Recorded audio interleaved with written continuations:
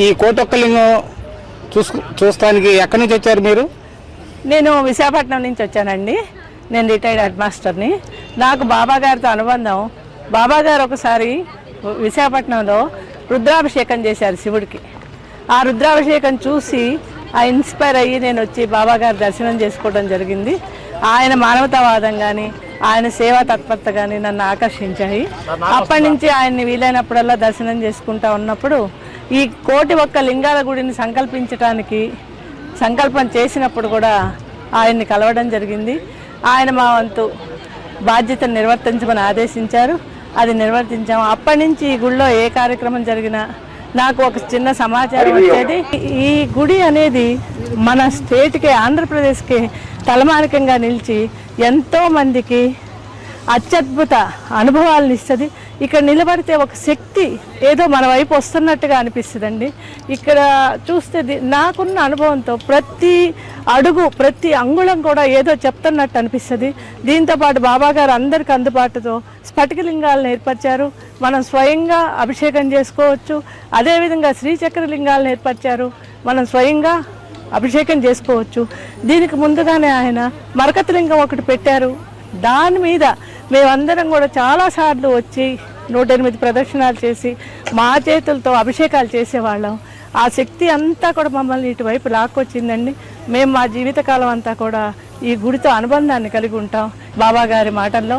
అదేవిధంగా మన ఎదురు కనిపించే పెద్ద శివలింగం కూడా 20 అడుగుల లోతు నుంచి శివలింగాన్ని పైకి తీసుకురావటం జరిగింది. దాని చుట్టూ కూడా కోటి లింగాలు కాబట్టి బాణలింగాలని తెప్పించి నర్మదా నది నుంచి ప్రతి సామాన్యుడికి పూజా పునస్కారము, ఒక శివలింగం స్థాపన చేయాలంటే ఎన్నో కార్యక్రమాలు చెప్తారు. అవేమి లేకుండా మనసు మీకుంటే మేము వస్తువులన్నీ ఇచ్చామని చెప్పి ఇన్ని లింగాల్ని ప్రతిష్ఠించే అవకాశం ప్రతి ఒక్కళ్ళకి ఇచ్చారు.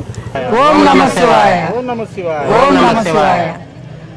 గణపవరం గ్రామంలో భగవద్గీత సమాజం అండి మాది. ఓం నమః శివాయ. మాది నాదెళ్ల మండలం గణపవరం గ్రామం నుంచి వచ్చాము. మేము ఇక్కడ సేవా కార్యక్రమం కోసమని వచ్చాము. రాగానే మాకు ఆ శివలింగాలు అంటించేది సేవ ఇచ్చారు. ఈరోజు రేపు మేము ఇక్కడ సేవ చేసుకుంటాము. గణపవరం మాది భగవద్గీత సమాజం. మేము తిరుమల, శ్రీశైలం, షిరిడి అట్లా సేవకు వెళ్తూ ఉంటాము. ఇందులో ఈ కోటి ఒక్క లింగాలు ప్రతిష్టా మహోత్సవంలో మాకు సేవా భాగ్యం కలగటం చాలా అదృష్టంగా భావిస్తున్నాం. మీరు ఎంతమంది ఉన్నారండి ఈ సేవా కార్యక్రమంలో పాల్గొనే వాళ్ళు? మేము ఈ రోజు 10 మంది వచ్చాము. రేపు ఇంకో 20 మంది వస్తారు మా వాళ్ళు. మీ ఊరు నుంచారండి? చుట్టుపక్కల ప్రాంతాల నుంచి కూడా వస్తారు? చుట్టుపక్కల ప్రాంతాల నుంచి కూడా వస్తారు. ఎన్ని ప్రాంతాల నుంచి వస్తారండి ఇక్కడ స్వామివారికి సేవ చేసుకోవడానికి? మాకు సంబంధించి ఒక 4-5 ఊర్ల నుంచి వస్తున్నారు.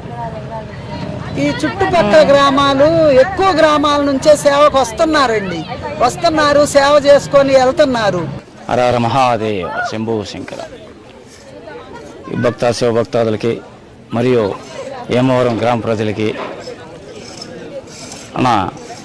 ఇక్కడికి చేసిన భక్తులకి విజ్ఞప్తి, నమస్కారాలు చేస్తూ ఈరోజు అంటే 22 సోమవారం జనవరి 1వ నెల 2024 సంవత్సరంలో మనకు బ్రహ్మాండమంగా ఇక్కడ ఉత్సవం జరుగుతుంది. ప్రతిష్టాపన మన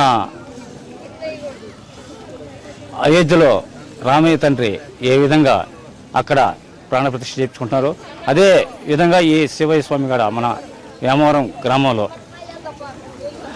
1001 శివలింగంతో ప్రతిష్టాపన చేస్తున్నారు. కావున భక్తాదులు అందరూ కూడా విచ్చేసి ఇక్కడ ఈ కైలాసాన్ని మీరు కనులారా దర్శిస్తారని మనవి చేసుకుంటున్నాము. ఇక్కడ కొన్ని లక్షల మంది భక్తాదులు ఇప్పటికే విచ్చేస్తున్నారు. మేము భైరవకొండ నుంచి కూడా, అంటే కడప జిల్లా నుంచి, భైరవ నుంచి 4 మూలల అన్ని రాష్ట్రాల నుంచి కూడా ఇక్కడికి ప్రజలు, భక్తులు విచ్చేసి ఈ స్వామివారి కృపని కటాక్షించుకోవాలని ప్రార్థిస్తున్నాము.